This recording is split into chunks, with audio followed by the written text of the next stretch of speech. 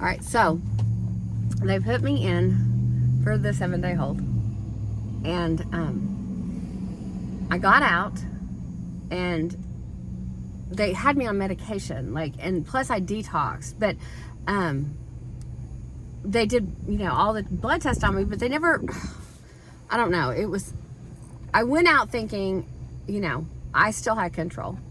And your dad was like, oh my God, you can't hardly walk, and you're so tired. Like, I got out and I was like, ugh, because they had me on a mood stabilizer, but it wasn't working because I hadn't really detoxed or anything from the meth. Right. And so it was like, plus I'd just been on it, so I was still like dragging ass. And so I got out, and I was like, dear, I was like, oh my God, you're dragging. I'm like, he's like, do you want to go do something? You want to go do some? And I'm like, yeah, let's do some. And that sounds like him too. I mean, that's what I remember. Now, if I'm wrong, that's my perception of what happened. Yeah. So, I mean, obviously, I'm not throwing anyone under the bus. Like, this is, like, I just am being clear what happened, okay? Yeah. So, we get home, and, the girls are gone, and then you have been, I don't know where you were. You did not go to, like, DHS or anything, okay? Because they had started getting involved, but not really, you know what I'm saying? And anyway, so I get out, okay? And they come over, and I do the weirdest thing. When she asked if she could have my records and all my records from the week before of me being in there, I knew that my meth was going to show up on there, and I let her have access to my medical records. Some part of me answered quickly, and then subconsciously some part of me was like, you've got to quit. And that was like 3 days after I got out.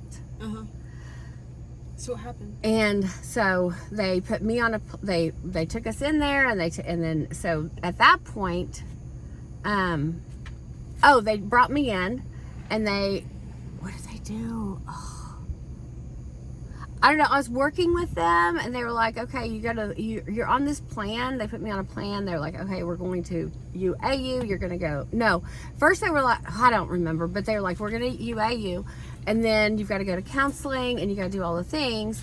And I blew off a counseling session right around Christmas, and they came to my house the next day, and they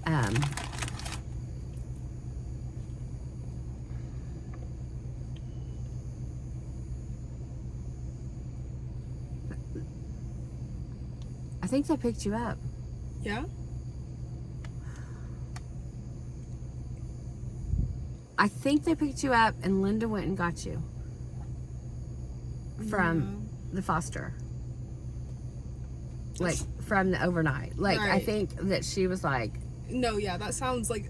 Like there was some way that she and Paul were able to call and like, go get you. Yeah. It was not what other people could do Yeah.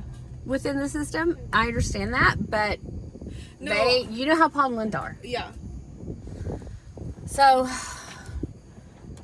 they were like, okay, you are both UAing. Well, the thing was, it was Christmas, right? It was Christmas. So that was a Friday night. And because I missed, or the Friday night or Thursday, I'm not sure. But we had to, the next day, there's no UAing. 2 days, no UAing. It only takes 3 days for it to get out of your system. And so we were drinking the water, we were doing the things, Right. we were doing all the things, doing all the things. So we go in, and we both test clean. We get you back. We do it's called an alcohol and drug assessment test. And your dad comes out as not an addict or an alcoholic.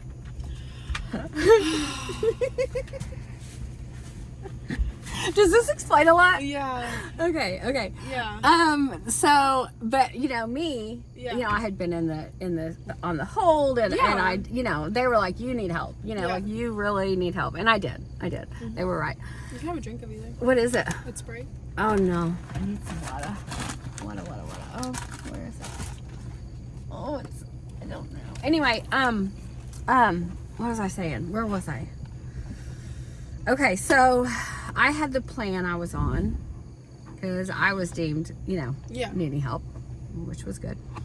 And but your dad was like, what they said about your dad was,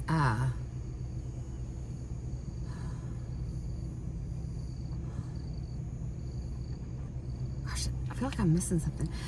So they said that about your dad, but about me, they were like, you've got to do something. So,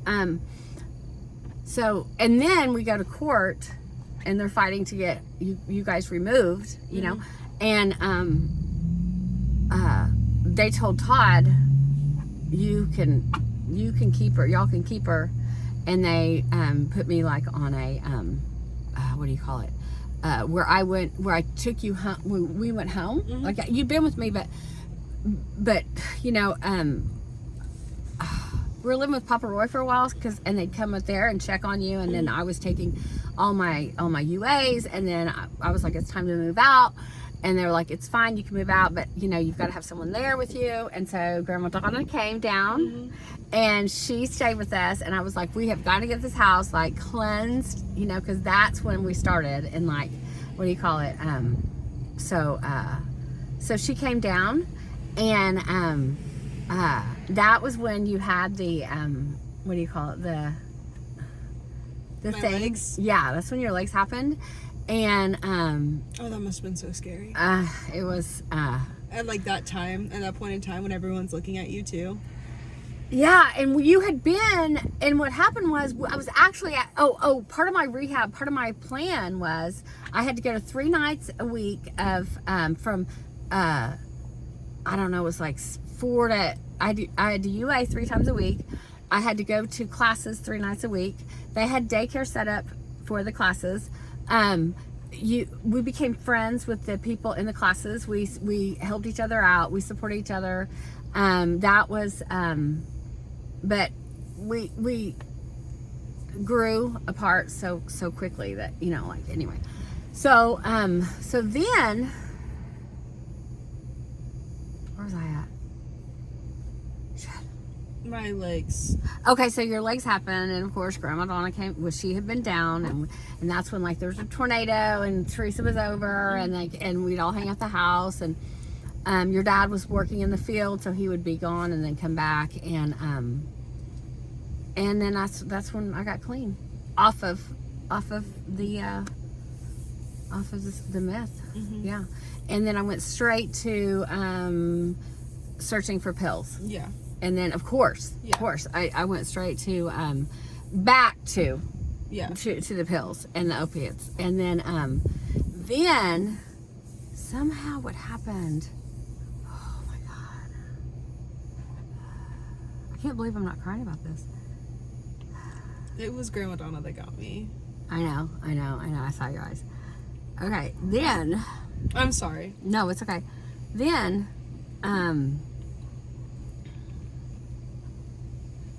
Wait a second. Before all this happened, before I went in and did all of that big, I'm so sorry I forgot this, all that big stuff, what they had done is they had said, okay, you can get Reggie back, you can get Reggie back, and then they said, but you have to UA. So during that period of time, which was like from January until like March, your dad decided, and we both decided that we were going to do a house in Texas. Right. And we even found this house to lease and all this stuff, and we leased it. Yeah. And the girls were still with their dad, and he wasn't even letting me call him. But anyway, that's a whole nother story. Talk on the phone. But anyway, so we leased this house, and so while he was gone on the rig, we were close, and that's when we'd be on the rig a lot, right? Yeah. Well, that's when I was looking for pills and driving back and forth from Oklahoma to Texas, and that is the time whenever I went to a Walgreens and I picked up Hope's pills. Oh, wow. So your dad met me at somewhere, and he said, we got to meet now. Mm-hmm. And so we met somewhere, and he took you, and he said, go get help. Just go. Mm-hmm. And I went straight to Stacy's house. No.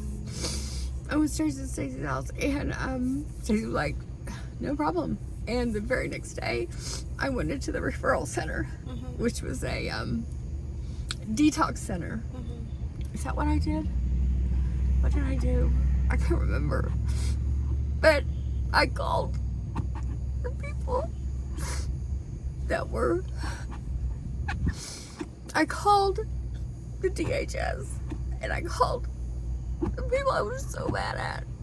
And I called them and I said, oh no, so I started a... So you were gone from me, okay? And then I had lost Taylor, Danny too. And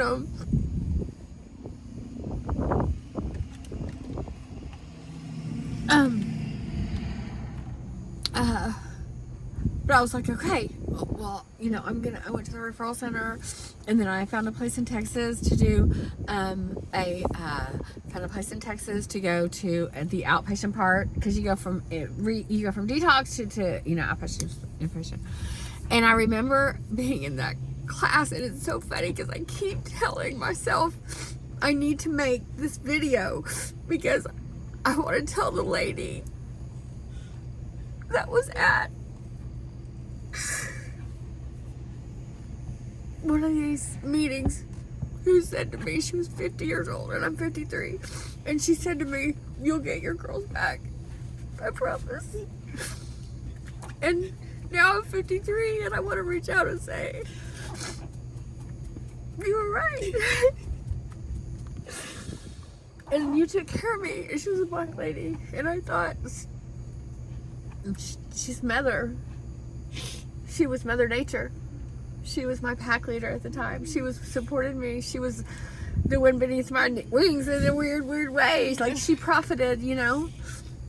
Just thought, well, somehow, somehow,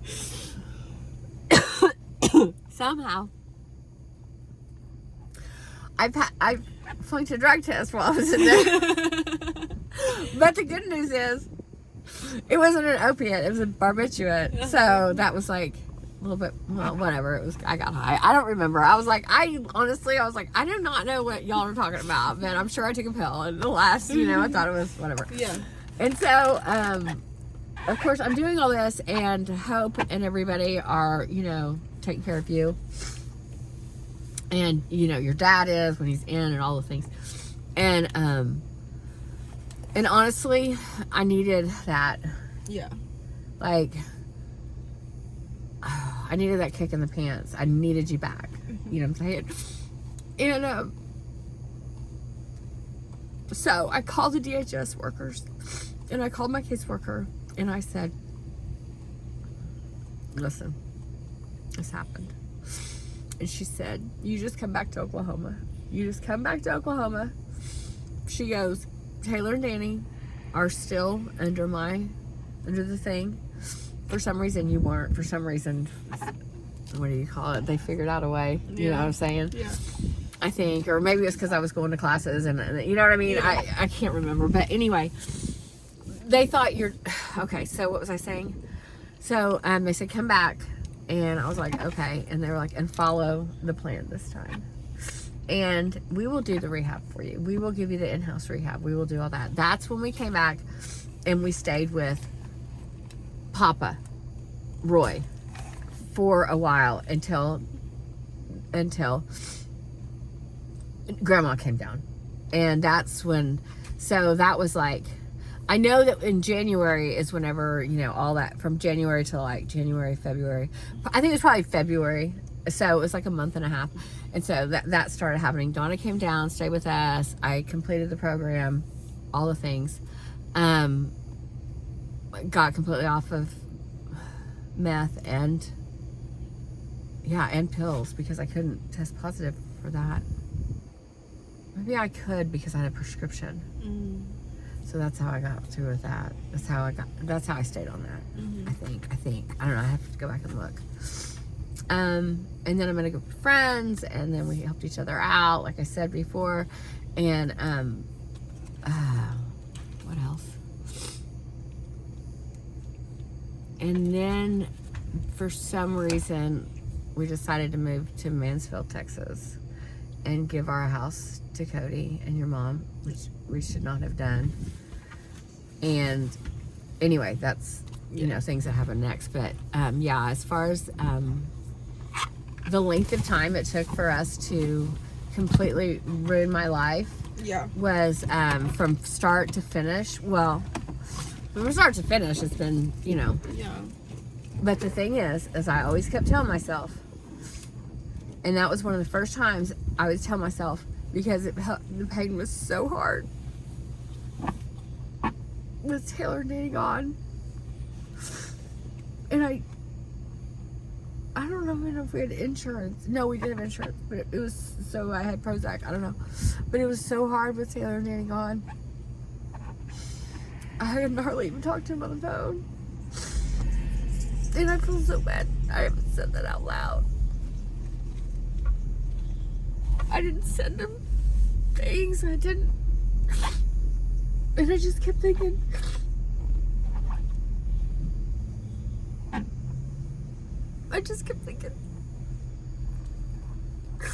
when I was growing up, Mom would go months without talking to us just because it was really expensive for long distance. And I know that sounds crazy right now at this point, but, and you know, I mean, we just didn't talk on a daily basis, but like I had such a connection to her that I just knew she always loved me. And so kind of that's what I felt about the curls. I'm like reaching out like through some kind of like, I don't know what I'm saying, but Yeah. Anyway, but I was too ashamed to call him. And finally the DHS, they said, you come back and we will take his ass straight to court if he doesn't let you call. He is, and we don't care how much meth you were on. We now have control of the whole situation, and this is the plan. He can't do this. Like, we would rather, I don't know, I think that's worse. Can you